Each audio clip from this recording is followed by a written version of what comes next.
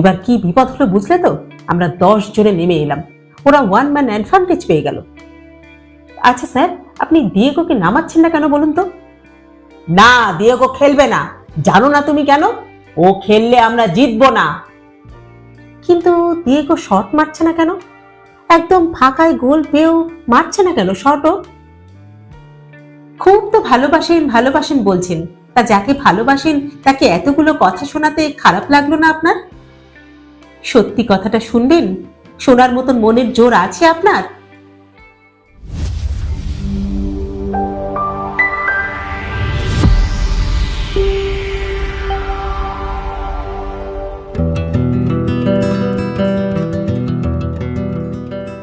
নমস্কার বন্ধুরা, সকলকে স্বাগত জানাই। আমি রাকা, আর আপনারা শুনছেন ইউটিউব চ্যানেল কথা ও কাহিনী বাই রাকা। বন্ধুরা, আমরা পাঠ করছি শ্রদ্ধেয় সাহিত্যিক সরঞ্জিত চক্রবর্তীর উপন্যাস পাতা ঝরার মরশুমে। আজ পড়ব উপন্যাসটির 8ম তথা অন্তিম পর্ব। গল্প পাঠ যদি ভালো লাগে তাহলে একটা ছোট্ট লাইক করে দেবেন। আর হ্যাঁ, আমাদের চ্যানেলে যদি প্রথমবারের জন্য এসে থাকেন তাহলে অবশ্যই চ্যানেলটি সাবস্ক্রাইব করে নেবেন কিন্তু। আসুন এবার তাহলে শুরু করি। শুরু হচ্ছে পাতা ঝরার মরশুমে 8ম তথা অন্তিম পর্ব। উপন্যাসটি প্রাপ্তবয়স্কদের জন্য।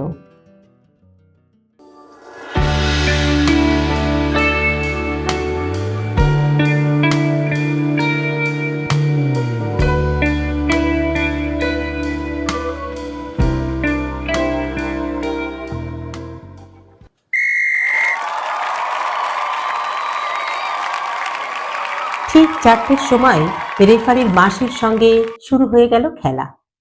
টমাস চ্যালেঞ্জ কাপের আক্ষরিক অর্থে ফাইনাল।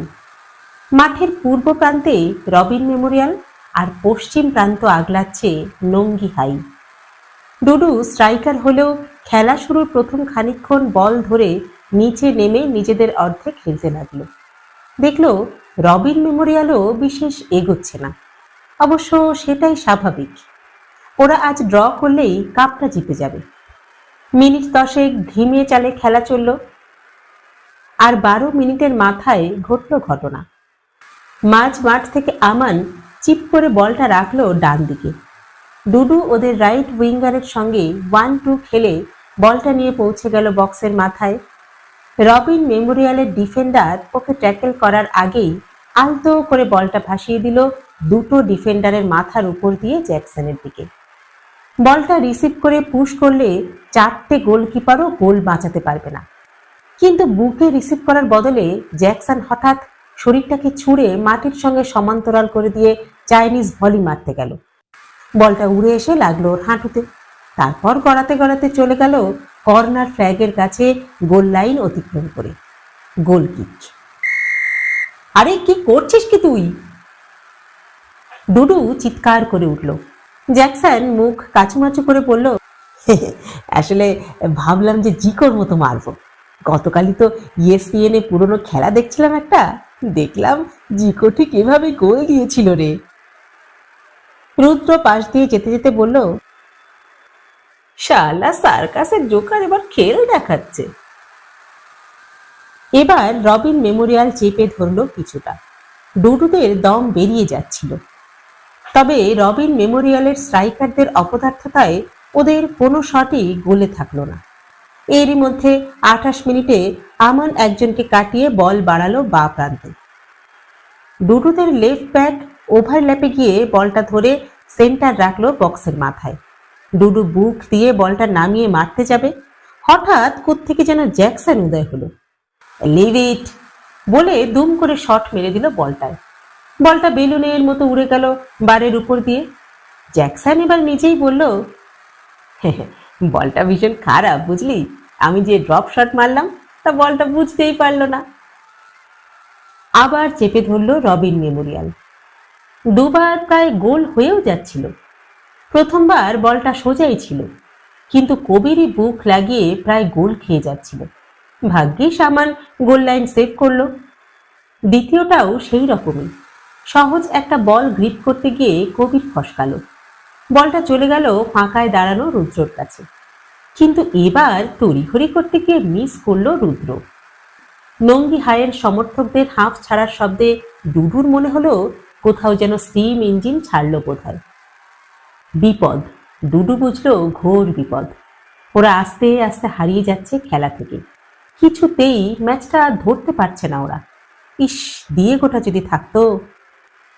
আর ঠিক 42 মিনিটের মাথায় ঘটল ঘটনাটা। মাঝ মাঠে রুদ্র ফাউল করলো আমানকে। ফ্রি কিক থেকে ডুডুর মিস পায়ে আবার বলটা ধরলো রুদ্রই। বল পেয়েই দৌড়তে শুরু করলো ও। সামনে অনেকটা ফাঁকা জায়গা। রুদ্র একজনকে কাটিয়ে ঢুকে গেল নঙ্গি হাইয়ের পেনাল্টি বক্সে। পেছন পেছন তাড়া করেছিল আমান, কিন্তু আর উপায় না দেখে আমান শুয়ে রুদ্রর গোড়ালিতে টোকা মারল। মুখ থুবড়ে পড়ে গেল রুদ্র। পি করে বাঁশি বাজালো রেফারি। পেনাল্টি। সঙ্গে বোনাস হিসেবে হলুদ কার্ড দেখলো আমান। ডুডু কোমরে হাত দিয়ে দাঁড়িয়ে পড়ল। ব্যাস, এবার গোলটা খাবে, আর আশা নেই। ও দেখলো সাইড লাইনের ধারে একটা জলের বোতল রাগ করে ছুঁড়ে ফেলে দিল পুরু। আর দিয়েগো শূন্য দৃষ্টিতে তাকিয়ে বসে আছে ওদের দিকে। পেনাল্টি স্পটে বল বসিয়ে রুদ্র হঠাৎ এগিয়ে গেল কবিরের দিকে। কিছু একটা বলল, ডুডু ঠিক শুনতে পেল না, কিন্তু লক্ষ্য করলো কবির মাথা নিচু করে ফিরে গেল গোলের দিকে। রুদ্র পিছিয়ে এসে আমানের সামনে এসে দাঁড়ালো এবার। মৃদু হেসে বলল, কিরে শিমুলকেও কি তুই এভাবেই পিছন থেকে? হ্যাঁ, অবশ্য আমি ওকে খেয়ে দেখেছি, সামনে থেকেও কিন্তু দারুণ। কি বলিস? ডুডু কথাগুলো শুনেও কিছু বোঝার আগেই দেখলো আমান ঝাঁপিয়ে পড়েছে রুদ্রর উপর। এলো পাথারি হাত পা চালিয়ে চিৎকার করে যাচ্ছে, শুয়োরের বাচ্চা, শালা মেরেই ফেলবো আজকে তোকে, মেরেই ফেলবো আমি আজকে তোকে, শালা হারামি। সবাই মিলে কোনো রকমে ছাড়িয়ে দিল দুজনকে। রুদ্রর গাল ছুড়ে গেছে, থুতনি নীল হয়ে গেছে কিছুটা। ওদিকে আমানকে তখন ধরে রাখা যাচ্ছে না, ও তখনও চিৎকার করে যাচ্ছে। ডুডু বুঝলো যা সর্বনাশ হওয়ার হয়ে গেছে। রেফারি উইদাউট বল ফাউল করার জন্য আমানকে রেড কার্ড দেখিয়ে দিল।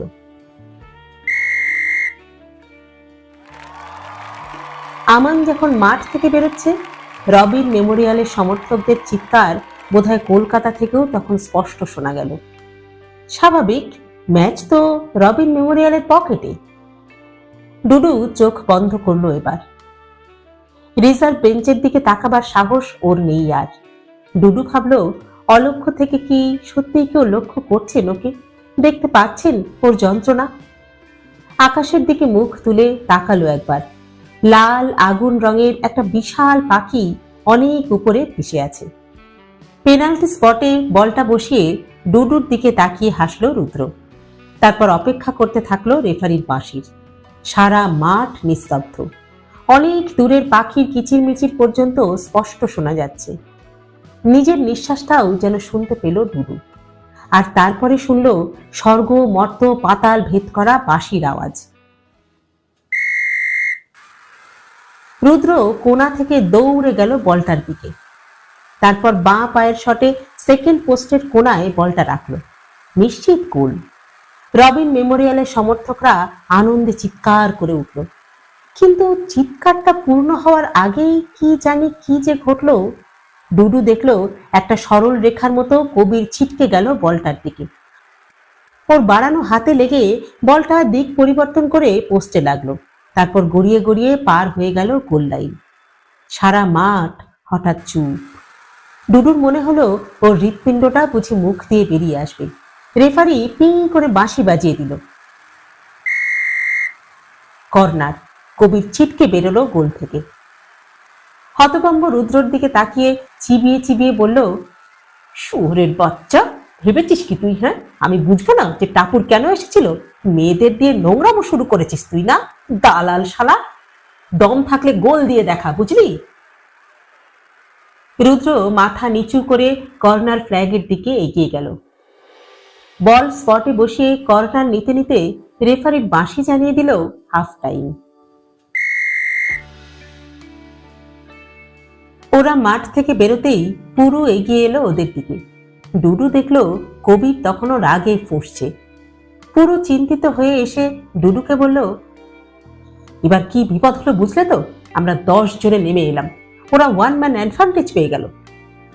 যাকে, আচ্ছা তোমরা সব টেন্টের ভেতরে এসো। ইস, ডিয়েগোটাকে যদি খেলাতে পারতাম। পুরু শেষ কথাগুলো বলার পর ঠোঁট কামড়ে ধরল নিজের। কিন্তু টেন্টে না ঢুকে পাশ থেকে কবির জিজ্ঞেস করলো, আচ্ছা স্যার, আপনি ডিয়েগোকে নামাচ্ছেন না কেন বলুন তো? ফার্স্ট হাফে নামেনি, ভাবলাম হয়তো স্ট্র্যাটেজি, কিন্তু এবার নামাচ্ছেন না কেন? পুরু চট করে একবার ডুডুকে দেখে নিল, তারপর খুব সংক্ষেপে গোটা ঘটনাটা বলল কবিরকে। মানে ডিয়েগো চিট করবে টিমকে? স্যার, ওরা মানে ওই রোবিন মেমোরিয়ালের ছেলেরা যে ছেলেটাকে ম্যাচ ছাড়ার প্রস্তাব দিয়েছিল, সেটা ডিয়েগো নয় স্যার, ডিয়েগো নয়, সেটা হলাম আমি, বুঝলেন? আমি, আমায় ম্যাচ ছাড়তে বলেছিল ওরা। ডিয়েগোর নাম এর মধ্যে টেনে আনা হয়েছে স্রেফ চক্রান্ত করে। স্যার, আপনি ব্যাপারটা একবার বুঝুন, এটা ওদের প্ল্যান। ডুডু উত্তেজিত হয়ে বলল, স্যার, আমাকেও তো ম্যাচে আসতে আটকে ছিল ওরা। প্রথমে আমি, তারপর কবির, আর সব শেষে ডিয়েগো। ওর প্ল্যানটা এবার খুব স্পষ্ট করে বোঝা যাচ্ছে। কিন্তু রুদ্র আমাদের নোংরা ভাবে আটকাতে চাইছে স্যার। ও প্রচন্ড ধরিবার ছেলে, জেতার জন্য ও যা খুশি তাই করতে পারে। স্যার, স্যার প্লিজ স্যার, আপনি ডিয়েগোকে নামানোর বন্দোবস্ত করুন, আমরা সবাই আছি আপনার সঙ্গে। পুরু মাথা নিচু করে ভাবলো কয়েক মুহূর্ত, তারপর বলল, আচ্ছা বেশ, চলো তো তোমরা আমার সঙ্গে। ডুডু, কবির আর পুরু একসঙ্গে ঢুকলো টেন্টের মধ্যে। এই জায়গায় স্কুলের স্যারেরা আর প্লেয়াররা ছাড়া অন্যদের ঢোকা বারণ। ডুডু দেখলো টেন্টে সব প্লেয়াররা মাথা নিচু করে বসে আছে, আর প্রাণবল্লভ মিত্র একাই চেঁচিয়ে যাচ্ছেন গান কাক করে। ওদের দেখে জ্যাকসন উঠে এলো ওদের পাশে, চাপা গলায় বলল, মাইরি, এই মালটাকে কে সেক্রেটারি করে রেখেছে বলতো? হ্যাঁ, যা চেঁচাচ্ছে না, মনে হচ্ছে যেন একেবারে তৃতীয় বিশ্বযুদ্ধ লেগে গেছে। ডুডু শুনল প্রাণবল্লভ মিত্র তখন আমানকে ঝাড়ছেন রেড কার্ড দেখার জন্য। ডুডু দেখলো দেরি হয়ে যাচ্ছে, ও পুরুকে খোঁচালো, স্যার প্লিজ একটু দেখুন স্যার, আর বেশি সময় তো নেই আমাদের। ডিয়েগো এসবের মধ্যে এক কোনায় চুপ করে বসেছিল। পুরু চিৎকার করতে থাকা প্রাণবল্লভ মিত্রের উপর গলা তুলে বলল, ডিয়েগো, তুমি চটপট রেডি হয়ে নাও, তোমায় নামতে হবে, চলো চলো, বুট পরো বুট পরো। থতমত খেয়ে মাঝপথে চিৎকার থামিয়ে দিলেন প্রাণবল্লভ মিত্র মহাশয়। ডুডু দেখলো ওর চোখ দুটো গোল হয়ে উঠেছে। ধাতস্থ হয়ে উনি এবার পুরুকে বললেন, মানে কি বলছো কি তুমি? না, ডিয়েগো খেলবে না। জানো না তুমি কেন? ও খেললে আমরা জিতবো না। পুরু গম্ভীর কিন্তু শান্ত গলায় বলল, স্যার, ও না খেললেও কি আমাদের কোনো সুযোগ আছে? দেখুন, আমি আমার প্লেয়ারদের জানি, আর আমি ফুটবলটাও জানি। প্লিজ আপনি আমায় কাজ করতে দিন। সমস্ত টিম চাইছে যে ডিয়েগো নামুক, আর ডিয়েগোকে সত্যিই আমাদের প্রয়োজন। ডুডু বলল, হ্যাঁ স্যার, ডিয়েগোকে আমরা চাই। প্রাণবল্লভ মিত্রের মুখ লাল হয়ে উঠেছে। উনি ভাবতেই পারছেন না যে কেউ ওর বিরুদ্ধে কথা বলতে পারে। উনি আবার চিৎকার করলেন, কি বললে তুমি? হ্যাঁ, আমার মুখের উপর কথা? শোনো, আমি প্রাণবল্লভ বাবু। এতক্ষণ চুপ করে থাকা হেড স্যার এবার কথা বললেন, শুনুন, আপনি প্লিজ ওদের নিজেদের মতন খেলতে দিন, আমার ছেলেরা ঠিক জিতবে। প্রাণবল্লভ মিত্র অনেক কষ্টে রাগটা গিললেন। পুরুর দিকে ভস্ম করে দেওয়ার মতো একটা দৃষ্টি দিয়ে বললেন, ঠিক আছে, কিন্তু মনে রেখো, যদি হেরে যাও। হ্যাঁ জানি, ঘাট ধরে বের করে দেবেন। ডুডু দেখলো প্রাণবল্লভ মিত্র গটগট করে টেন্ট ছেড়ে বেরিয়ে গেলেন। পুরু আর সময় নষ্ট করল না, জোরে বলে উঠল, শোনো সবাই একসঙ্গে বসো, আর একটু মাত্র সময় বাকি আছে। শোনো ডুডু, আমি ডিফেন্স থেকে একজনকে তুলে নিচ্ছি, তুমি রাইট হাফে নেমে এসে আমানের জায়গাটা নাও, আর মনোময় সরে আসবে তোমার জায়গায়, মানে রাইট স্ট্রাইকারে। আর ডিয়েগো, তুমি নামবে লেফট স্ট্রাইকারে। মনোময় শোনো, শট মারার আগে তুমি আমার কথা মনে রাখছো না কেন? তোমরা জেনো ওরা কিন্তু ডিয়েগোকে টার্গেট করবে। ফাঁকায় জায়গা দিয়ে তোমাকে এর সুযোগ নিতে হবে মনোময়। শোনো, সমস্ত প্র্যাকটিস, সমস্ত কষ্ট যারা তোমরা এত দিন ধরে করেছো, আজ শেষ 45 মিনিট হলো তার পরীক্ষা। কবির, আমি জানি তুমি কোনো গোল খাবে না আজকে। স্পার্টাকাসকে মনে রেখো তোমরা, 300 সৈন্য নিয়ে হাজার হাজার শত্রু সৈন্যকে আটকে দিয়েছিলেন ওরা, আর আমরা 10 জন নিয়ে 11 জনকে হারাতে পারবো না? পারবে, তোমরা নিশ্চয়ই পারবে। Let's do it together, come on. সারা মাঠ দেখলো নঙ্গি হাইয়ের দল যখন মাঠে নামছে, তাদের সবার শেষ প্লেয়ারটাকে, বেটে ঝাঁকড়া চুল, মাটির দিকে চোখ, চাপা গুঞ্জন উঠল ভিড়ের মধ্যে থেকে, দিয়েগো দিয়েগো।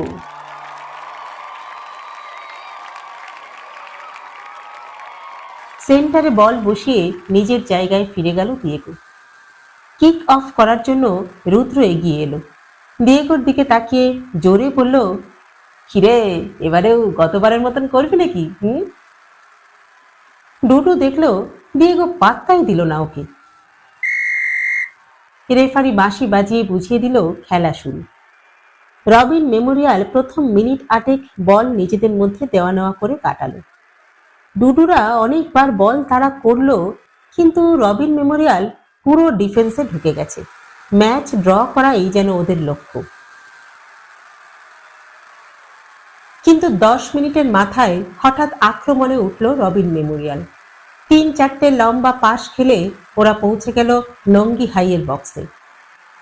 গোল হয় হয় অবস্থা, কিন্তু নঙ্গির লেফট ব্যাক সুমন বলটা কোনো মতে ক্লিয়ার করে দিল। মাঝ মাঠে দাঁড়ানো দিয়েগোর কাছে বলটা উঁচু হয়ে এলো। দিয়েগোর পেছনে রবিনের দুটো প্লেয়ার।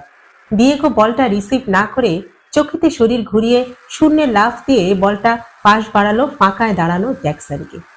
ডুডু অবাক হয়ে দেখলো বলটা নিয়ে জ্যাকসন কিছুটা এগিয়ে পেনাল্টি বক্সের বাইরে থেকেই দুম করে শট মেরে দিল। বলটা গোলের প্রচুর বাইরে দিয়ে গিয়ে লাগলো দর্শকদের মধ্যে দাঁড়ানো রবিন মেমোরিয়ালের একটা মেয়ের গায়ে। জ্যাকসন আনন্দে চিৎকার করে উঠল, ও হোয়াট আ শট, হ্যাঁ পুরো বুলসাই। রুদ্র পেছন থেকে বলল, জোকার শালা, হ্যাংলার বাচ্চা। খেলা চলতে লাগলো। 15 মিনিট, 20 মিনিট, কিছুই হচ্ছে না। দিয়েগোকে বলই ধরতে দিচ্ছে না ওরা। যতবার ও বল ধরছে, কেউ না কেউ এসে মারছে ওকে। এরই মধ্যে রবিনের দুটো প্লেয়ার হলুদ কার্ডও দেখেছে। একটা থ্রো ইনের সময় দিয়েগো ডুডুর কাছে এলো, বলল, শোন, এভাবে কিন্তু হয় না, বলটা একটু হোল্ড করার সময় দে আমায়, জাস্ট তোরা আমায় কভার কর। 5 মিনিটের মাথায় রবিন মেমোরিয়ালের ভুল পাশ থেকে একটা বল পেয়ে গেল দিয়েগো। ডুডু দেখলো রবিনের দুটো প্লেয়ার ওর উপর ঝাঁপিয়ে পড়ার জন্য ছুটে আসছে। ডুডু দিয়েগোকে কভার করার জন্য হঠাৎ সামনে চলে এলো ওদের, আর দিয়েগো সেই সুযোগটা নিয়ে পাশ দিয়ে বেরিয়ে গেল। ডুডু ওদের ধাক্কায় মাটিতে পড়ে গেল, কিন্তু ওর বিশেষ লাগেনি। মাটি থেকে উঠে ও দেখলো গোলের দিকে এগিয়ে চলেছে দিয়েগো। বলটা লাট্টুর মতো ঘুরছে ওর মা পায়ে, ঝাঁকড়া চুলগুলো নড়ছে মাথায়। 4, 5, 6 একের পর এক কাটিয়ে চলেছে ও। সারা মাঠ আবার পুরনো দিনের মতো চিৎকার করছে, দিয়েগো দিয়েগো। সাদা কালো জার্সি পরা বেটে ছেলেটার সেদিকে কিন্তু কোনো খেয়াল নেই, ও দৌড়েই চলেছে। ততক্ষণে রবিন মেমোরিয়ালের গোলকিপার গোলের মুখ ছোট করার জন্য এগিয়ে এসেছে। সেটা দেখে ছুটন্ত বলের তলায় আলতো করে বাঁ পায়ে মারলো দিয়েগো। মেরে আর সেদিকে তাকালো না। কিন্তু ডুডু দেখলো, সারা মাঠ দেখলো, সাদা কালো বলটা গোলকিপারের নাগাল এড়িয়ে উঁচু হয়ে রামধনুর মতো বেঁকে দ্বিতীয় পোস্টের কোণ দিয়ে গোলে ঢুকে গেল।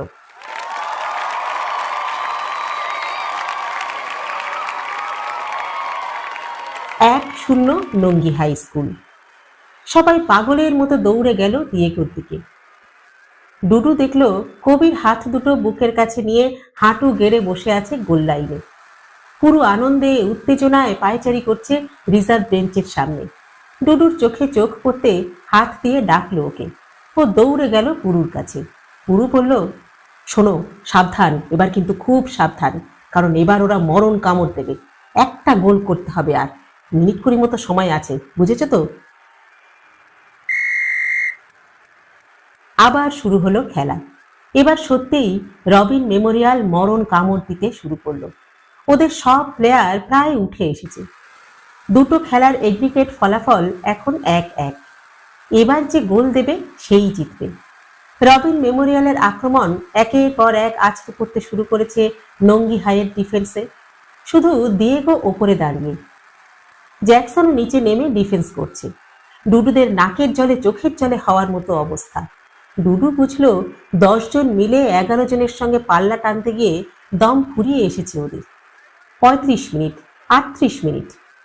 এবার সর্বশক্তি দিয়ে ঝাঁপিয়ে পড়ছে রবিন মেমোরিয়াল। কবির একা লড়ে যাচ্ছে, নিজের চেয়ে যেন অনেকটা বড় হয়ে উঠেছে ও। দিয়েগো মাঝ মাঠে দাঁড়িয়ে সমানে চেঁচাচ্ছে, বল দে বল দে বলে। বল দে বল দে।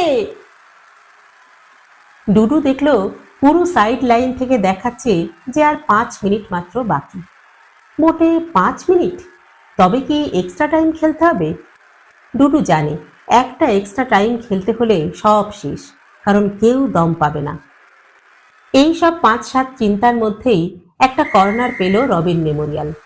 সবাই এসে জড়ো হলো নঙ্গি হাইয়ের পেনাল্টি বক্সে। শুধু দিয়েগো সেন্টার লাইনের মাথায় দাঁড়িয়ে, আর দিয়েগোর পাশে রবিন মেমোরিয়ালের একটা ডিফেন্ডার। আর রবিন মেমোরিয়ালের গোলকিপারও গোল ছেড়ে এগিয়ে এসেছে প্রায় ওদেরই কাছে। নিজেদের পেনাল্টি বক্সে দাঁড়িয়ে ডুডু কবিরকে বলল, পারলে বলটা ফিস্ট করে দিয়েগোকে দেওয়ার চেষ্টা করিস তো। রবিনের রাইট আউট কর্নার কিক নিতে গেল। রেফারি কিক নেবার বাঁশি বাজালো। কিক নেওয়া হবে, ঠিক সেই সময় আবার গন্ধটা পেল ডুডু। কে যেন পায়েস বসিয়েছে কোথাও, নতুন গুড়ের পায়েস। এ কিসের গন্ধ? চিন্তা করতে করতে বলটা উড়ে এলো। জ্যাকসনের মাথা ছাড়িয়ে ডুডুর মাথা টপকে বলটা নেমে এলো পেনাল্টি বক্সের মধ্যে। প্রায় সবাই একসঙ্গে লাফালো হেড করতে, আর সেই জটলার মাথায় চড়ে বলটা প্রাণপণে ফিস্ট করে দিল কবির। বলটা গিয়ে পড়ল সুমনের পায়ে। ও বলটা মাঝ মাঠের দিকে জোরে ক্লিয়ার করে দিল, আর বিদ্যুৎ বেগে বলটা গিয়ে পড়ল সেন্টার সার্কেলের মাথায় দাঁড়ানো দিয়েগোর পায়ে। বলটা গোড়ালি দিয়ে ডিফেন্ডারের মাথার উপর দিয়ে তুলে প্রায় মাঝ মাঠে দাঁড়ানো গোলকিপারকেও কাটিয়ে নিল দিয়েগো। গোলকিপার শেষ মুহূর্তে ঝাঁপিয়ে পড়েছিল, কিন্তু ওই পিছন থেকে তাড়া করে আসা ডিফেন্ডারের ধাক্কায় দুজনেই পড়ে গেল। বল পায়ে দিয়েগো একা। বেশ খানিকটা দূরে গোলপোস্ট দেখা যাচ্ছে। দিয়েগো বিদ্যুৎ বেগে দৌড়ালো গোলের দিকে। পড়ে থাকা গোলকিপার আর ডিফেন্ডারটাও উঠে দাঁড়িয়েছে ততক্ষণে। অন্যান্য প্লেয়ারদের সঙ্গে ডুডু আর জ্যাকসনও দৌড় দিয়েছে। ডুডু আর চোখে দেখলো পুরো সাইড লাইন ধরে দৌড়চ্ছে, কিন্তু দিয়েগো শট মারছে না কেন? একদম ফাঁকায় গোল পেয়েও মারছে না কেন শটও? ডুডু অবাক হয়ে দেখলো পেনাল্টি বক্সে ঢুকে বলটা পায়ের তলায় রেখে হঠাৎ দাঁড়িয়ে পড়ল দিয়েগো। ফাঁকা গোল পেয়েও গোলে বল মারছে না। হ্যাচর প্যাচর করে দৌড়চ্ছে রবিন মেমোরিয়ালের গোলকিপার। সমস্ত রবিন মেমোরিয়ালের টিম নেমে যাচ্ছে দিয়েগোর দিকে। ডুডু আর জ্যাকসনও জীবনের শ্রেষ্ঠ দৌড়টা শুরু করলো। সারা মাঠ চিৎকার করছে, মার দিয়েগো মার। পুরো চিৎকার করছে, বলটা গোলে দাও, বলটা গোলে দাও দিয়েগো। প্রাণ বল্লভ মিত্র চিৎকার করছেন, গোল দাও, গোল দাও। দিয়েগো দাঁড়িয়ে আছে, চোয়াল শক্ত, পায়ের তলায় বল। ডুডু পেনাল্টি বক্সের প্রায় মাথায় পৌঁছে গেছে, আর জ্যাকসন ভুল করে চলে গেছে ডান দিকে। গোলকিপার আর ডিফেন্ডারটা গোল বাঁচাতে শেষ মুহূর্তে ঝাঁপিয়ে পড়ল দিয়েগোর পায়ে। দিয়েগো বল নিয়ে ছোট্ট নাচের ভঙ্গিতে কাটিয়ে নিল দুজনকে। তারপর সারা মাঠকে বিস্মিত করে কোনায় পৌঁছে যাওয়া জ্যাকসনকে পাশ বাড়িয়ে দিল। জ্যাকসনের সামনে দুজন রবিন মেমোরিয়ালের প্লেয়ার। ডুডু দেখল বলটা নিয়ে তাদের কাটাবার কোনো চেষ্টাই করল না জ্যাকসন। দুরূহ অ্যাঙ্গেল থেকে সোজা বাঁ পায়ে শট মেরে দিল। বলটা অদ্ভুতভাবে হাওয়ায় ভাসল, তারপর বাঁক নিল। সামনে দাঁড়ানো দুটো প্লেয়ারের ফাঁক দিয়ে বেরিয়ে গেল বেঁকে। গোলকিপারের নাগাল এড়িয়ে বলটা ঝরা পাতার মতো গোল লাইন পেরিয়ে জড়িয়ে গেল জালে। ডুডু অবাক হয়ে লক্ষ্য করল বলটা ঠিক মারার মুহূর্তে ডান চোখটা বন্ধ করে নিয়েছিল জ্যাকসন।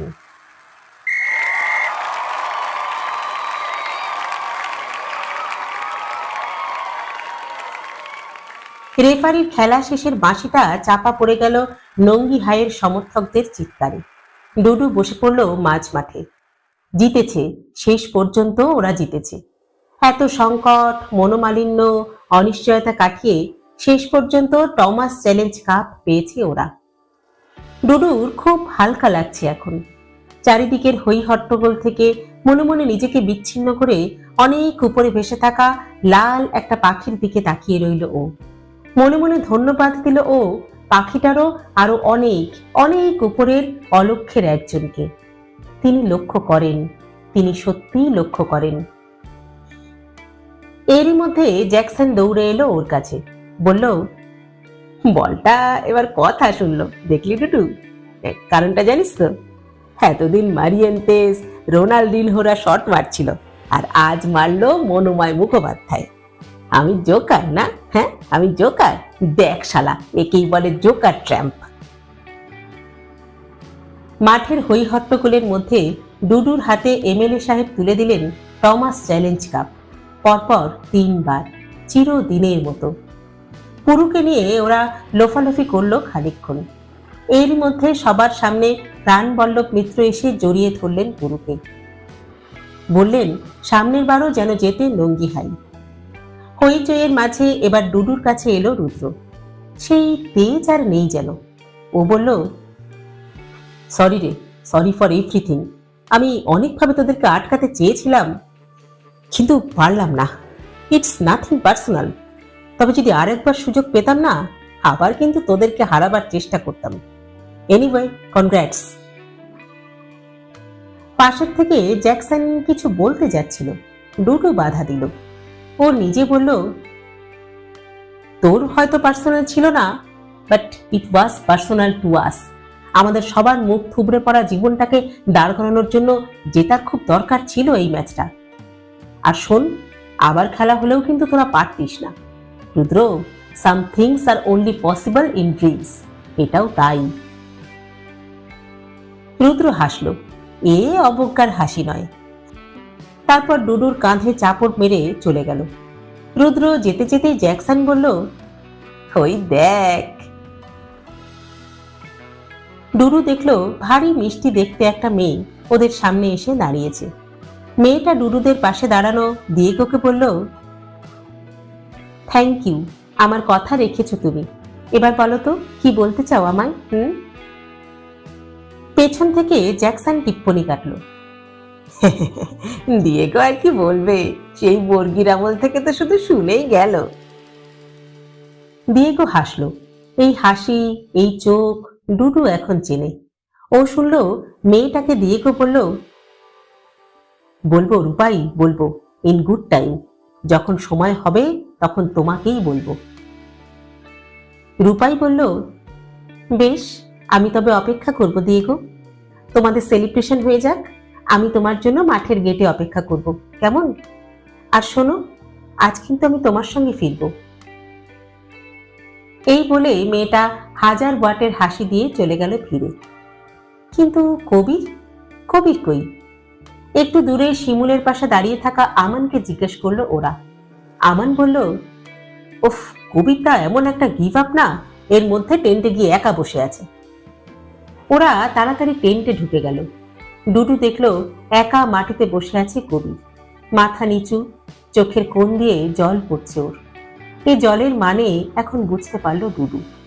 টাপুর ভেঙে যাওয়া প্রেম সারা জীবন বয়ে বেড়াতে হয় মানুষকে। কিন্তু কি করবে বুঝতে পারল না ডুডু। ও দেখলো দিয়েগো এগিয়ে গিয়ে বসলো কবিরের সামনে। শান্ত গলায় বলল, কবির, চল বাইরে চল। এই মুহূর্ত সারা জীবনে একবারই আসে, আর কাঁদবি না তুই। কত কিছু জীবনে ছেড়ে যেতে হয়, সেজন্য তো মন খারাপ হবেই, কিন্তু তা বলে সেটা বয়ে বেড়াস না। আজ তুই যা খেললি আমার সারা জীবন মনে থাকবে। চল, আর কাঁদিস না। জানিস না, বয়েজ ডোন্ট ক্রাই। কবির জামার হাতায় চোখ মুছে দিয়েগোর হাত ধরল। তারপর একসঙ্গে উঠে দাঁড়ালো ওরা। টেন্টের বাইরে সায়েকা অপেক্ষা করছিল ওর দাদার সঙ্গে। ওকে দেখে মনটা আরো ভালো হয়ে গেল ডুডুর। এবার দাদার সঙ্গে ফর্মালি পরিচয় হলো ওর। দু একটা টুকটাক কথার মধ্যে জ্যাকসন হঠাৎ দাদার হাত ধরে বলল, দাদা, বলছিলাম, আচ্ছা তুমি তো ওই এনবিএতে আছো, হ্যাঁ, তা সেটা কি ওই পলিটিক্সের এনডিএ? হ্যাঁ, এত ইয়াং এজে হঠাৎ পলিটিক্সে জয়েন করলে কেন তুমি? হ্যাঁ, দাদা থতমত খেয়ে গেল, নার্ভাস হয়ে বলল, আমি আমি আসি আজ, কেমন? তোমাদের সঙ্গে আবার পরে দেখা হবে। এই সাইকা, তুই বাড়ি চলে আসিস কিন্তু ঠিক সময়, কেমন? সাইকা বলল, দাদা মাকে বলিস না কিন্তু, আর একটু ম্যানেজ করে নিস প্লিজ। দাদা চলে যেতেই জ্যাকসন বলল, আমিও যাই, পরি ওয়েট করছে, তোরা একা একা কথা বল, কেমন? পরি? পরি মানে? ডুডু অবাক হয়ে প্রশ্ন করল। সায়কা বলল, হ্যাঁ, এতে আশ্চর্য হওয়ার কি আছে, পরি তো ওর প্রেমিকা। কি? ডুডু গোল গোল চোখে তাকিয়ে থাকলো জ্যাকসনের দিকে। জ্যাকসন বোকা আর চালাকের রেজাল্টেন্টে হাসি দিল একটা, তারপর চলে গেল। সায়কা বলল, সত্যি আমি ভেবেছিলাম তোমার সঙ্গে পরির অ্যাফেয়ার আছে, এত রাগ হয়েছিল না আমার। ভাগ্যিস সেদিন জ্যাকসন এসে আমায় বলল যে পরি ওর গার্লফ্রেন্ড। আর তুমি, তুমি না সত্যি ভদু একটা, এই কথাটাও বলতে পারোনি আমায়। যাক, আজ জিতেছ, আজ আর বকবো না। আজ খুব আনন্দ হচ্ছে আমার, জানো। I am so glad, I feel like kissing. ডুডু চমকে গেল। কিস? ঠাকুরদার মুখটা মনে পড়ে যাচ্ছিল প্রায়, কিন্তু আজ ও সেই মুখটার উপর চাদর চাপা দিয়ে দিল একটা। মনে মনে বলল, প্লিজ ঠাকুরদা, আজ একটু অন্যদিকে তাকিয়ে থেকো। আর জ্যাকসন? ডুডু মনে মনে বলল, থ্যাংক ইউ মনোময়। আরো বেশ কিছু পরে টমাস বাটা এভিনিউয়ের দিকে ফিরছিল ডুডুরা। সুন্দর হাওয়া দিচ্ছে একটা, রাস্তার মার্কারি পেপার ল্যাম্প কণ্ঠহারের মতো জ্বলে আছে পরপর। কোনো কথা বলছিল না ওরা, শুধু আলতো করে হাত ধরে আছে একে অপরের। ডুডু এখন যেন বুঝতে পারল পায়েসের গন্ধটার মানে কি। ওদের সামনেই 4 জন পৌঢ় মানুষ হাঁটছিলেন। তাদের পাশ দিয়ে যেতে যেতে ডুডু শুনল একজন জিজ্ঞেস করছেন, আচ্ছা, এই লঙ্গি হায়ের টিমটা যে এত ভালো খেললো তা কি করে বলো তো? গত ম্যাচেও তো একেবারে জঘন্য খেলেছিল, আরে এ তো একেবারে মিরাকেল। খয়েরি চাদর গায়ে একজন শান্ত গলায় উত্তর দিলেন, এতে মিরাকেলের তো কিছু নেই, ওদের নতুন গেমস টিচারের জন্যই তো এটা সম্ভব হলো। তোমরা দেখছিলে না ম্যাচের মাঝে মাঝে কিরকম নির্দেশ দিচ্ছিল, আর সব ছেলেরা কেমন ওর কথা শুনছিল। জানো ওকে? ও আমার ছেলে পুরু। ডাক পয়েন্টের কাছে এসে হঠাৎ সায়কা ডুডুর হাত জড়িয়ে ধরল, মাথাটা আলতো করে একবার ওর কাঁধে রেখে সরিয়ে নিল। আস্তে আস্তে সাহেব কলোনির রাস্তায় হাঁটতে লাগলো ওরা। এই প্রায় সন্ধ্যের অল্প আলোয় ডুডু দেখল হিরে মুক্তোর মেয়েটা চোখে পৃথিবীর সমস্ত ভালোবাসা জড়ো করে ওর দিকে তাকিয়ে রয়েছে। ডুডু আর একটু কাছে টেনে নিল ওকে। শীত শেষের ওম নিয়ে সায়কা মৃদু আদুরে গলায় বলল, ডুডু ডুডু, নামটা প্রথম থেকেই এত ভালো লেগেছে না আমার।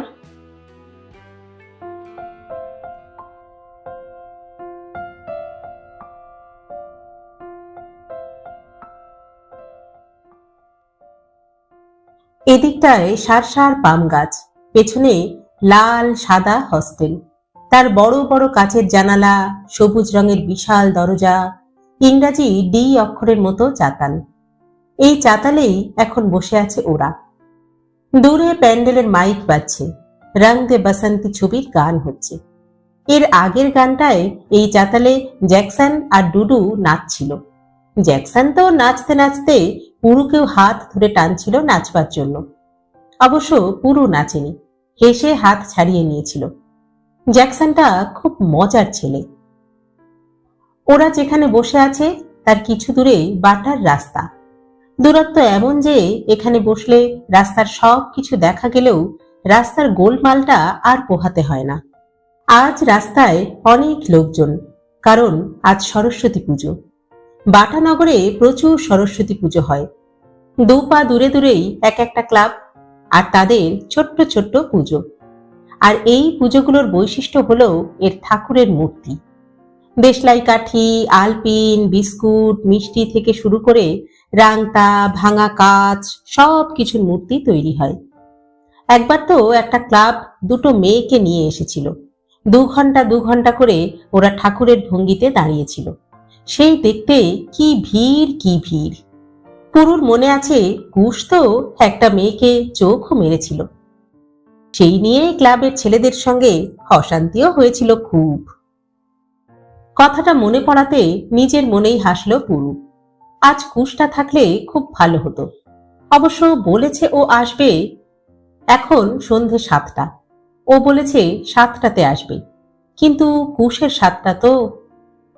পুরুর সঙ্গে আজ ডুডু, জ্যাকসন ছাড়াও কবির, দিয়েগো, আমান, রূপাই, শিমুল আর সাইকাও আছে। এই শেষের 3জন আজ দুপুরের সংযোজন।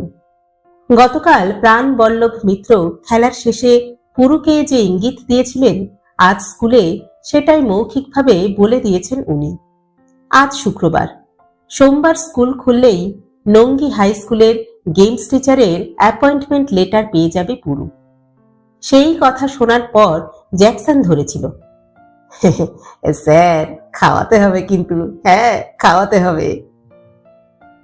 পুরু ঠিক আছে বলার সঙ্গে সঙ্গে জ্যাকসন অন্যদের জুটিয়ে ঠিক করে ফেলেছিল যে আজ সন্ধ্যাতেই হবে ব্যাপারটা। পুরুর খুব ভালো লেগেছিল। কোনো দিন কেউ এভাবে কিছু চায়নি ওর কাছে। আর এই ছেলেগুলোকে এই কমাসে খুব ভালোবেসে ফেলেছে পুরু। নিজের ছোট ভাইয়ের মতোই দেখে ওদের। কিছুক্ষণ পরে জ্যাকসন আবার ফিরে এসেছিল। পুরু তখন পরিবেশন করছে। স্কুলে সরস্বতী পুজোয় খিচুড়ি, বাঁধাকপির তরকারি, বেগুন ভাজা, চাটনি, পাঁপড় আর পায়েস হয়। ক্লাব ঘরের সামনে লম্বা বারান্দায় ছাত্ররা সব খেতে বসে। পুরু সবে পায়েসের বালতিটা নিয়েছে, এমন সময় জ্যাকসন এসে হাজির। বলল, স্যার বলছিলাম আমরা তো আসবই, তা আরো কয়েকজনকে নিয়ে আসবো? হ্যাঁ। পুরু অবাক, বলল, আরো কয়েকজন? আরো কয়েকজন মানে? মানে স্যার কয়েকজন মেয়েকে। আসলে ওরা আমাদের বন্ধু স্যার, অন্য কিছু ভাববেন না কিন্তু। ওই নতুন বন্ধু বলতে পারেন। আনবো স্যার, মানে ওরা আসলে বেশ ভালো হবে। পুরু হেসে বলেছিল, ঠিক আছে, অত ব্যাখ্যা দেবার কিছু নেই, নিয়ে এসো ওদের। সেই ওরাই এসেছে। শিমুল অবশ্য একটু কিন্তু কিন্তু করছিল। গতকাল মাঠে ও যে ভুল তথ্য দিয়েছিল সেটা ততক্ষণে ও জেনে গেছে। কিন্তু এখানে সবাই মিলে যখন বলেছিল যে এতে ওর কোনো ভুল নেই, তখন কিছুটা স্বাভাবিক হলো ও। এতক্ষণে অবশ্য পুরু বুঝে গেছে এই বন্ধু মেয়েগুলো আসলে কারা। পুরুর বেশ মজাই লাগছে। এই অল্প বয়সী ছেলে মেয়েগুলোর ভাব ভালোবাসা খুব অদ্ভুত হয়। আর কোনো বয়সেই বোধহয় মানুষ এরকম সর্বস্ব পণ করে প্রেমে পড়তে পারে না। বেশ লাগছিল ওদের। আর এই ভালো লাগাটুকুর মধ্যে হঠাৎ টাপুরের কথা মনে পড়ে গেল পুরুর। টাপুরও কি সর্বস্ব দিয়ে ভালোবাসেনি পুরুকে? এই সমাজে দাঁড়িয়ে টাপুর তো অনেকখানি মাত্রা ছেড়ে বেরিয়ে এসেছিল পুরুর জন্য। পুরুর মনে পড়ে গেল আজ দুপুরের কথা। স্কুলের পুজো, পরিবেশন সব শেষ করে বাড়ি ফিরছিল পুরু। ওর সঙ্গে ছিল ওদের স্কুলের বায়োলজির টিচার মৃণালদা আর তার বন্ধু অর্ণবদা। অর্ণবদাকে পুরু ছোটবেলা থেকেই চিনত।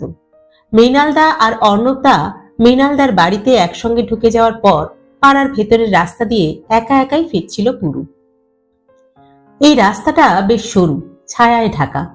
মাঝে মাঝে 2-1 বাঁকে ছোট ছোট ছেলেরা 3-4 ফুটের প্যান্ডেল বানিয়ে সরস্বতী পুজো করছে। কিন্তু দুপুর বলেই কেমন যেন ঝিম ধরা একটা ভাব সব দিকে। এর মধ্যে দিয়েই হেঁটে হেঁটে ফিরছিল পুরু। সাইকেল আনেনি সঙ্গে।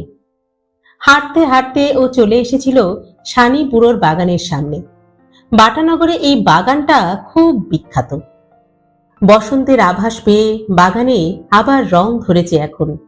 আর এই বাগানের সবুজ হলুদ পাতার মধ্য থেকে হঠাৎ ওর সামনে বেরিয়ে এসেছিল টাপুর। চোখ ধাঁধিয়ে গিয়েছিল পুরুর। সবুজ পাড়ের বাসন্তী শাড়ি পরেছে টাপুর, মাথায় আলগা একটা খোঁপা, দুই ভুরুর মাঝে সবুজ টিপ। এরকম টাপুরকে কোনোদিন দেখেনি পুরু। অবাক হয়ে ও তাকিয়েছিল টাপুরের দিকে, কোনো কথা বলতে পারছিল না। টাপুরই প্রথম কথা বলেছিল। হাতের প্যাকেট থেকে দুটো বড় তালশাঁসের সন্দেশ পুরুর হাতে দিয়ে বলেছিল, আমাদের বাড়িতে পুজো হয়েছে, তার প্রসাদ খেয়ে নাও। আমি অনেকক্ষণ ধরে তোমার জন্য অপেক্ষা করছি পুরু, এত দেরি করলে কেন? পুরু হতভম্ব হয়ে তাকিয়েছিল টাপুরের দিকে। আসলে এত সুন্দর লাগছিল টাপুরকে যে দম বন্ধ হয়ে আসছিল পুরুর। টাপুর আবার বলল, পুরু, আর বছরখানেকের মধ্যে আমি বিদেশ চলে যাব। আমার জেঠু থাকেন কানাডায়, আমিও চলে যাচ্ছি জেঠুর কাছে। জানো তো, বাবা মা কেউ আমাকে পাঠাতে চায় না, কিন্তু আমি একরকম জেদ ধরেই যাচ্ছি। আমি যাবই, আমি আর থাকবো না এখানে। তুমি হয়তো ভাবছো যে তোমাকে আমি এসব কথা কেন বলছি, তাই তো? কিন্তু পুরু, আমি তো তোমার জন্যই চলে যাচ্ছি। আমি সহ্য করতে পারবো না যে এই শহরে তুমি থাকবে কিন্তু তুমি আমার হবে না। টাপুর ঠোঁট কামড়ে মাটির দিকে তাকিয়েছিল। পুরু সন্দেশ হাতে দাঁড়িয়েছিল বোকার মতো, একটা কথাও মুখ দিয়ে বেরোচ্ছিল না ওর। টাপুর আবার বলল, তুমি আমায় এত কষ্ট কেন দিলে পুরু? আমি জানি আমি খুব লাউড, কিন্তু তা বলে তুমি আমায় একটু ভালোবাসতে পারলে না। তাই তো রাগ হয়েছিল আমার, তোমায় জব্দ করতে চেয়েছিলাম আমি, আর বোকা শিমুলটাকে দিয়ে মিথ্যে খবর পাঠিয়েছিলাম তোমার দল ভাঙতে। আমি চাইছিলাম তোমায় হারাতে, কিন্তু কিন্তু তুমি জেতায় এত আনন্দ হচ্ছে কেন আমার? হ্যাঁ পুরু, তুমি কি এর উত্তর জানো? জানো, এখনো আমি পড়ার টেবিলে বসলে দেখতে পাই গম্ভীর মুখের একটা ছেলেকে, যে সাইকেল স্ট্যান্ড করে উঠে আসছে আমার পড়ার ঘরে। আমি স্পষ্ট দেখি টেবিল ল্যাম্পের আলোয় তুমি মুখ নিচু করে বই দেখছো, আর টেবিলের ওই পারে বসে আছে ক্লাস 9-এর এক মেয়ে, তার গলা শুকিয়ে কাঠ, হাতের তালুতে ঘাম। তুমি চলে যাওয়ার পরে তোমার চেয়ার ধরে দাঁড়িয়ে থাকতাম আমি, টেবিলে তোমার হাত রাখার জায়গায় আমার হাত রাখতাম। বালিকা থেকে নারী হয়ে ওঠার সবটুকুতে তুমি আমার সঙ্গে ছিলে পুরু, আমার সঙ্গে তুমি থাকবেও। কিন্তু কিন্তু আর কোনো দিন তুমি আমায় দেখবে না, দেখা হলেও আমি চিনব না তোমায়, কিন্তু মনে রেখে দেব। তুমি মনে রাখবে কি না সেটা প্রশ্ন নয়, আমি তোমায় সারা জীবন মনে রেখে দেব পুরু। শুধু এইটুকু জেনো যে একটা পাগলি তোমায় প্রচন্ড ভালোবেসেছিল, আর আজ এই দুপুরে সেই পাগলিটার মৃত্যু হলো। এই মুহূর্তটুকু, তোমার এই বয়সটুকু চিরদিনের মতো আমার হয়ে গেল। এই দুপুর, এই রোদ কোনো দিন পৃথিবীতে ফিরে আসবে না আর। আমাদের বিচ্ছেদের সঙ্গে এরও মৃত্যু হলো আজ। আর একটা কথাও না বলে পুরুকে একা রেখে চলে গিয়েছিল টাপুর। খাঁ খাঁ দুপুরে নিঝুম রাস্তায় একা দাঁড়িয়েছিল পুরু। হাতের সন্দেশটুকু না থাকলে ও হয়তো বিশ্বাসই করতো না যে টাপুর এসেছিল। যে মেয়েটাকে ও মনে মনে ঘৃণা করত, তার সামনে নিজেকে খুব ছোট বলে মনে হচ্ছিল পুরুর। এসব মনে পড়াতে এত জনের মধ্যে বসেও নিজেকে কেমন যেন নিঃসঙ্গ মনে হলো পুরুর। ওর চিন্তাটা ভাঙল কবিরের কথায়। স্যার, বলছিলাম দিয়েগোরা এখনো আসছে না কেন বলুন তো? পুরু বলল, আসবে, একটু ধৈর্য ধরো। কবির আবার আড্ডায় মশগুল হলো। কথা আছে এখানে বসেই নিউল্যান্ড ক্যাফে থেকে কিনে এনে স্ন্যাক্স খেয়ে নেবে ওরা। সেই মতো দিয়েগো আর আমান গেছে খাবার আনতে। ওদের ফিরে আসার সময়ও হয়ে এলো প্রায়। পুরো মুখ ঘুরিয়ে দেখলো ওরা নিজেদের মধ্যে কি সব গল্প করছে। স্বাভাবিক, এই বয়সটায় প্রচুর কথা জমে থাকে। পুরো যদিও ওদের চেয়ে 6-7 বছরের বড়, তবু কেন কে জানে ওর নিজেকে মধ্যবয়স্ক বলে মনে হয়। আসলে জীবনে যে যত বিপদে পড়ে তার মনের বয়স তত বেড়ে যায়। পুরু একবার চারিদিকে তাকালো। এই ছবির মতো সুন্দর বাটানগর, এই সরস্বতী পুজোর সন্ধে, চাকরির একটা হিল্লে হয়ে যাওয়া, এই অরুজ প্রতিমদের মধ্যে বসে থাকা, সব কিছুই তো আনন্দের, তবু ওর আনন্দ হচ্ছে না কেন? কেন মনে হচ্ছে যে গলায় কাঁটা ফুটে আছে? সব সময় এক অস্বস্তি, সব সময় যেন কি নেই ভাব। তার কারণ কি রোহিণী? গতকাল খেলার পর মাঠ থেকে ফিরছিল পুরু। তখন হন্তদন্ত হয়ে এসেছিল কুশ। কুশ এমবিএ পড়বে বলে ক্যাটের জিডিপিআই এর ট্রেনিং নিচ্ছে। তার ক্লাস ছিল বলে কুশ ম্যাচে আসতে পারেনি, কিন্তু ট্রেন থেকে স্টেশনে নেমেই সোজা চলে এসেছিল মাঠে। আর আস্তে আস্তে খবর পেয়ে গিয়েছিল যে ম্যাচটা নঙ্গিহাই জিতে গেছে। কুশ বলেছিল, এই বিশ্বাসঘাতক, রবিন মেমোরিয়ালের স্টুডেন্ট হয়ে তুই নঙ্গিহাইকে খেলায় জিততে সাহায্য করলি, হ্যাঁ? পুরু হেসেছিল, কিচ্ছু বলেনি। ও কিভাবে বোঝাবে কুশকে যে এই ম্যাচটার উপর পুরুর জীবন নির্ভর করছিল? ওরা যখন ফিরছিল ঠিক সেই সময় দৃশ্যটা দেখেছিল পুরু। সিনেমা হলের সামনের রাস্তা দিয়ে হাতে একটা ফুলের তোড়া আর কাঁধে খুব সুন্দর একটা পাটের তৈরি ব্যাগ নিয়ে হেঁটে যাচ্ছে রোহিণী। ফুলের তোড়া দেখে ভ্রু কুঁচকে গিয়েছিল পুরুর। ফুল? ফুল কে দিল ওকে? কুশ ধরেছিল ব্যাপারটা, বলল, কিরে, ফুলের তোড়া দেখে একেবারে চুপসে গেলি মনে হচ্ছে, হ্যাঁ? শালা ওকে যা দেখতে, তাতে যদি কেউ গোটা বাগানটা উপড়ে এনে দিয়ে দেয় না, তাতেও কিছু বলার নেই, বুঝলি? শোন, যতই খেলায় জিতিস আর যাই করিস, তুই কিন্তু চিরকালীন একটা আতা কেলানে। আরে বাবা, ও একটা মেয়ে ছাড়া আর কিছু তো নয়। একবার প্রপোজ করেছিলি, রিপ্লাই দেয়নি, তার মানে কি সারা জীবন ধরে সেই নিয়ে গ্র্যাম্বল করবি, হ্যাঁ? শালা একটা ফুলের তোড়া দেখেই তোর মুখের যে জিওগ্রাফি হয়েছে না, তাতে সামনের বার মাধ্যমিকে সিলেবাস বদলাতে হবে বলে মনে হচ্ছে। এই জানা যা, কথা বল আবার। পৃথিবীতে 90% মেয়েকে মাল্টিপল প্রপোজ দিতে হয়, বুঝলি? যা যা। পুরু কুশের কথায় ভরসা পেয়ে রাস্তা পেরিয়ে গিয়েছিল রোহিণীর দিকে। রোহিণী পুরুকে সামনে থেকে দেখে যেন ভূত দেখছে এমন ভাবে চমকে উঠেছিল। তারপর দ্রুত পুরুকে কোনো কথা বলার সুযোগ না দিয়েই চলে গিয়েছিল পাশ কাটিয়ে। বোকার মতো দাঁড়িয়েছিল পুরু। রাস্তায় তখন মাঠ থেকে খেলা দেখে ঘরে ফেরা লোকের ঢল, তাই অত লোকের মাঝে কিছু করতেও পারেনি পুরু। শুধু বোকার মতো দেখছিল বড় একটা মাঠ, নানা ধরনের গাছ, আর তার মধ্য দিয়ে যাওয়া উঁচু নিচু রাস্তার উপর দিয়ে চলে যাচ্ছে রোহিণী। তখন থেকে মনটা খচখচ করছে ওর। সব কিছু করেও যেন কিছু করতে ইচ্ছে করছে না। স্যার, কি চিন্তা করছেন, হ্যাঁ? জ্যাকসন পুরুর পাশে বসে জিজ্ঞেস করলো। পুরু দেখলো অন্যরাও ওকে ঘিরে বসে পড়েছে। মাঘ মাস চললেও শীত হঠাৎ কমে এসেছে এখন, তাই কারো গায়েই খুব কিছু শীতের পোশাক নেই। সবার মুখ চোখ দেখে ভারী আনন্দ হলো পুরুর। ইস, যদি এই বয়সটা আবার ফিরে পেত। হ্যাঁ, কি স্যার, কি চিন্তা করছেন এত, হ্যাঁ? আবার প্রশ্ন করলো জ্যাকসন।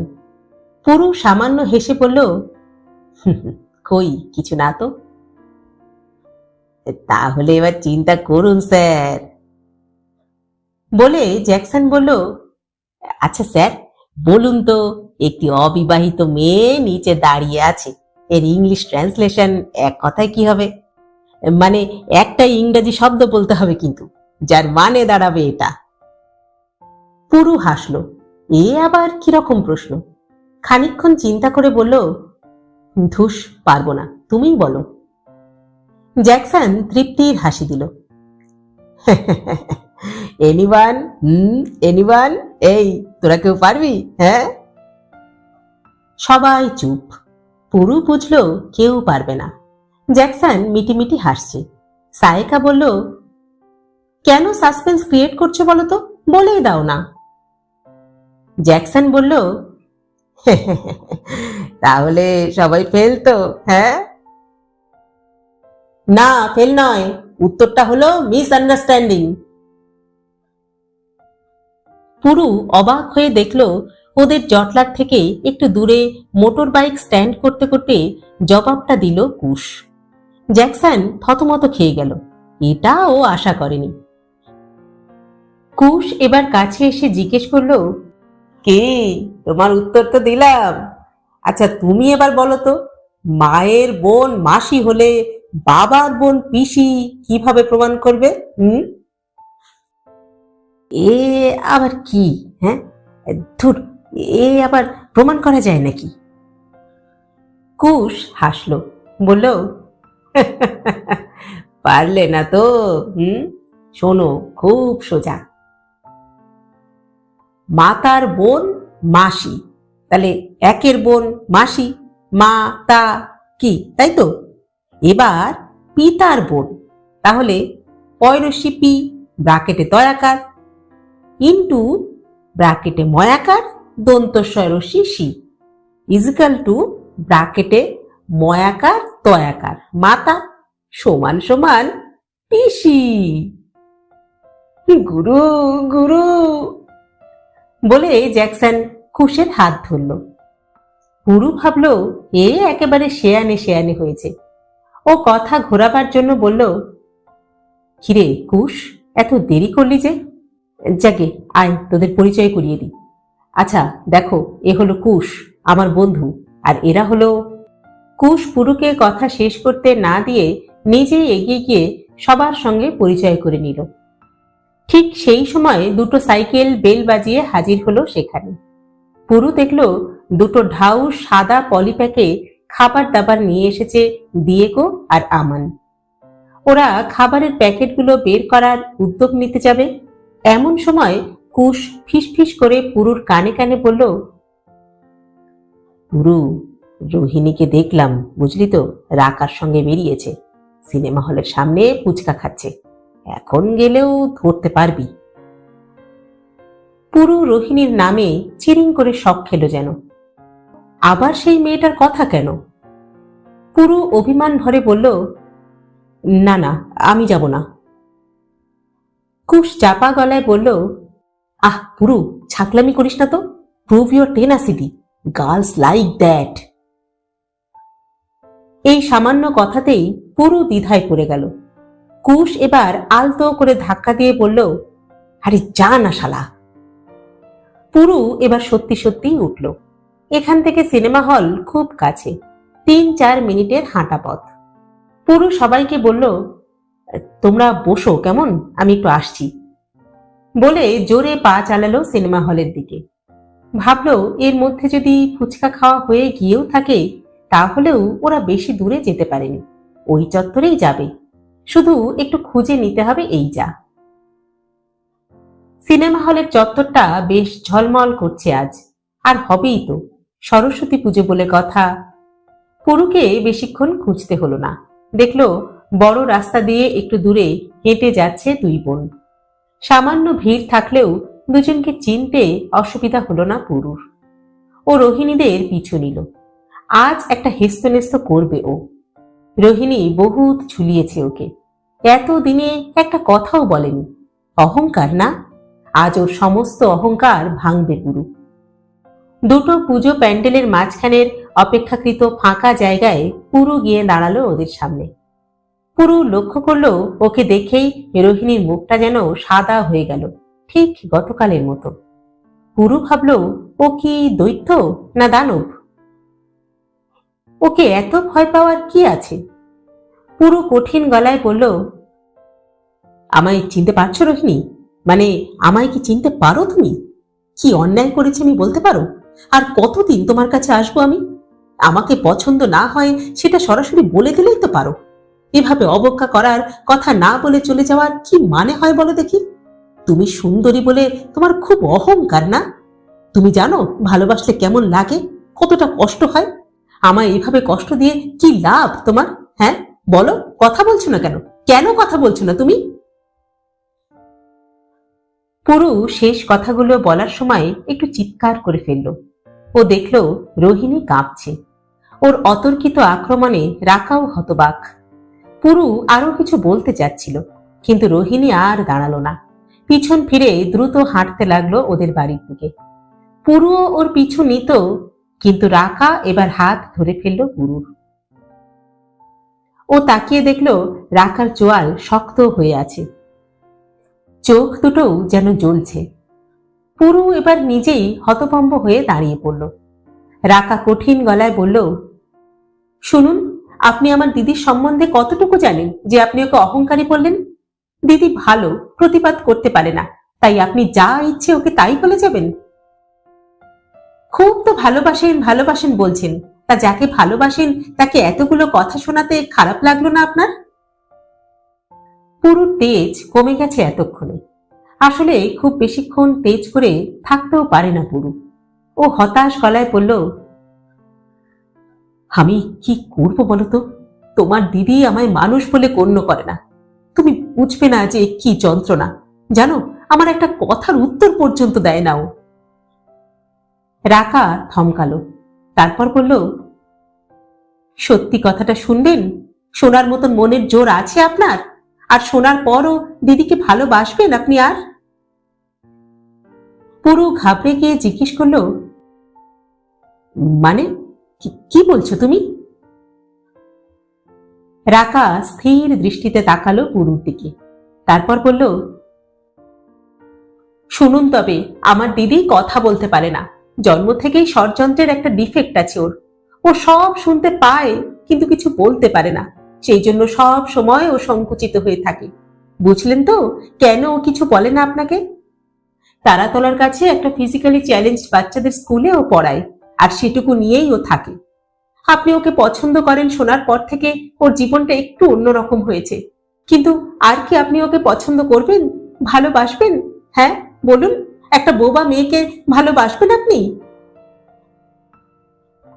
পুরু নিষ্পলক তাকিয়ে রইল কিছুক্ষণ, তারপর জিজ্ঞেস করল, ও ও কি আমায় পছন্দ করে রাকা? আমি জানি না, আপনি নিজেই জিজ্ঞেস করুন গিয়ে। পুরুর মাথা ঘুরছে যেন, ওর হাত পা কাঁপছে। এখন রোহিণী কোথায়? পুরু প্রায় দৌড়তে লাগলো রোহিণী যে পথে হেঁটে গেছে সেই পথে। রোহিণী কি বাড়ি চলে গেল? প্রায় মল্লিক বাজারের মোড় এসে গেছে। ডান দিক দিয়েই রোহিণীদের বাড়ি যাওয়ার রাস্তা। পুরু দ্রুত বাঁক নিল সেই দিকে, আর তখনই চিৎকার শুনল একটা, স্যার ওইদিকে না, ওইদিকে না, সোজা গেছে, সোজা বাটা ফ্যাক্টরির দিকে গেছে, বাটা ফ্যাক্টরির দিকে। পুরু ঘাড় ঘুরিয়ে দেখল রাস্তার অন্য দিক থেকে জ্যাকসন চেঁচাচ্ছে। ওর পাশে দিয়েগো, আমান, কবির, সায়কা, শিমুল, রূপাই আর কুশ সবাই একসঙ্গে ওকে বাটা ফ্যাক্টরির রাস্তাটা দেখাচ্ছে। স্যার ওইদিকে না, ওইদিকে না, সোজা গেছে, সোজা বাটা ফ্যাক্টরির দিকে। পুরু থতমত খেয়ে গেল, ওরা জানলো কি করে? যাকে পুরু এবার বাটা ফ্যাক্টরির রাস্তার দিকে যেতে লাগলো। ও জানে এই পথ দিয়েও রোহিণীদের বাড়ি যাওয়া যায়, কিন্তু এখানেই বা রোহিণী কোথায়? এদিকটা বেশ ফাঁকা, এখানে পুজো টুজো হয় না। সন্ধ্যের পর থেকেই ঝিম মেরে থাকে অঞ্চলটা। পুরু এদিক ওদিক দেখতে লাগলো। এবার ভয় করতে লাগলো ওর। যখন রোহিণীকে ওসব কথা বলেছে তখন ওর মাথা ঠিক ছিল না। কি বলতে কি বলেছে, মেয়েটা যদি কিছু করে বসে? পুরু পাগলের মতো এদিক ওদিক তাকাতে লাগলো। চারিদিকের গাছপালার মধ্যে ঠাউর করা মুশকিল। তবে কি ফিরে গিয়ে অন্য জায়গায় দেখবে? পুরু যখন কি করবে বুঝতে পারছে না, ঠিক তখনই চোখে পড়ল ওর দূরের দুটো বকুল গাছ, আর তার মাঝখানে দাঁড়িয়ে রয়েছে রোহিণী। পুরু একটু হেঁটে একটু ছুটে ওর সামনে গিয়ে দাঁড়ালো। রোহিণী মাটির দিকে তাকিয়ে দাঁড়িয়ে আছে। পুরু সামনে যাওয়াতেও মুখ তুলে তাকালো না। পুরু নরম করে ডাকলো, রোহিণী, আমার আমার দিকে তাকাবে না রোহিণী? আমার এই তুচ্ছ, এই সামান্য জীবনটাকে একটু বড় করে তুলবে না তুমি? আমার জীবনের সমস্ত ভাঙচুরগুলো তুমি ঠিক করে দেবে না নিজের হাতে? রোহিণী, রোহিণী, আমাকে আমাকে একটু নিজের কাছে রাখবে তুমি? আমাকে আমাকে একটু সারিয়ে তুলবে? রোহিণী ধীরে ধীরে মুখ তুলে তাকালো পুরুর দিকে। পুরু অবাক হয়ে দেখলো সেই চোখ। এত সহজ কিন্তু এত রহস্যময় আর কোনো দিন কিছু দেখেনি পুরু। পুরু ভাবলো যার চোখ এত কথা বলে সে না হয়ে কথা বললই না, কি এসে গেল তাতে? পুরু আলতো করে হাত ধরল রোহিণী।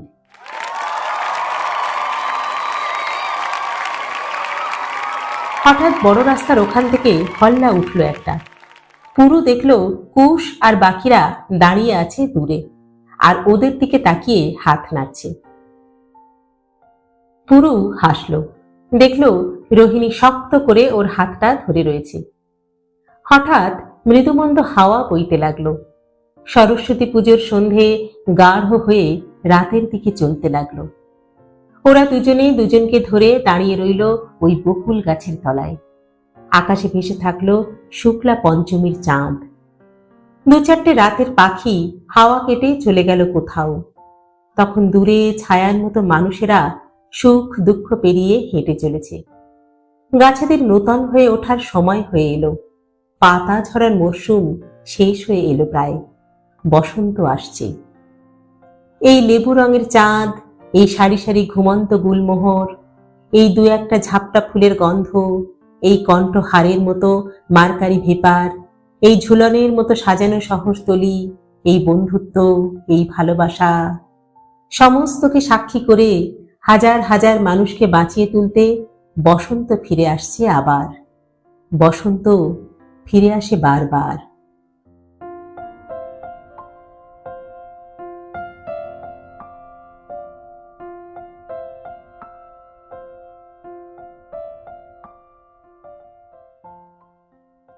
শেষ হলো পাতা ঝরার মরশুমে। আজ পড়লাম অষ্টম তথা অন্তিম পর্ব। লিখেছেন শ্রদ্ধেয় সাহিত্যিক সরঞ্জিত চক্রবর্তী। গল্প পাঠ করলাম আমি রাকা। আপনারা শুনছেন ইউটিউব চ্যানেল কথা ও কাহিনী বাই রাকা। আজকের পর্বটি কেমন লাগলো আপনাদের কমেন্ট বক্সে অবশ্যই জানাবেন। কিন্তু গল্প পাঠ যদি ভালো লাগে তাহলে আমাদের চ্যানেলটি লাইক, শেয়ার ও সাবস্ক্রাইব করতেও ভুলবেন না কিন্তু। আজ তাহলে এই পর্যন্তই। পরবর্তী গল্প নিয়ে ফিরে আসবো খুব শীঘ্র। ততদিন সকলে সুস্থ থাকবেন, ভালো থাকবেন এবং অবশ্যই আমাদের সঙ্গে থাকবেন। নমস্কার।